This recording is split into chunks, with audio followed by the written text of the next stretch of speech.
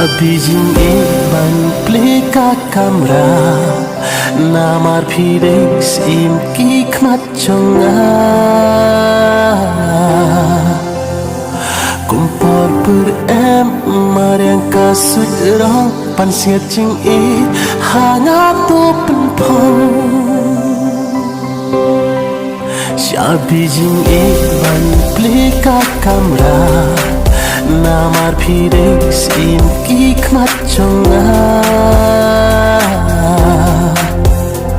Kumpor per em mariang kasut rong pan siat jing e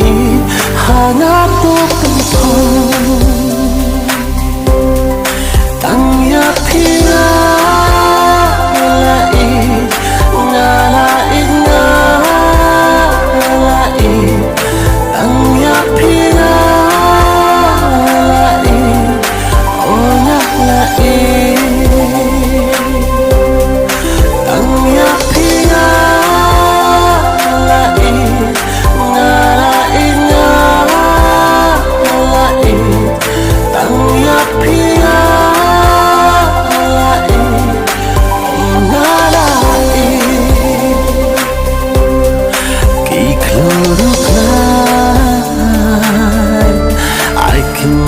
Sakit kenting banyak laklay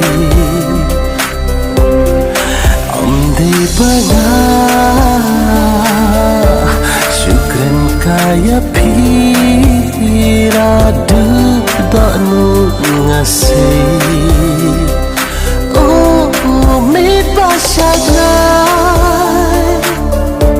ngetunjak kipa Jing iki wanra Tang ya pira la e ngala e ngala e Tang ya pira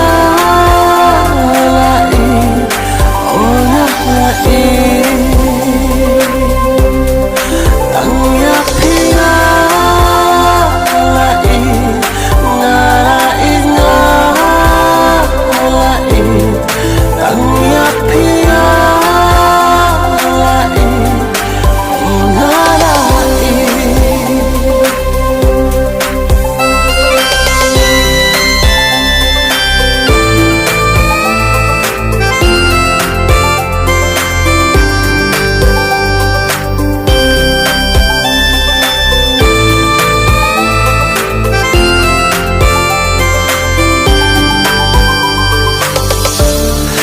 Siaga seu de tangka me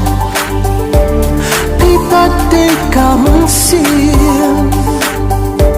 Ia pibait ngam la syubat klan Hapar tingkat padang im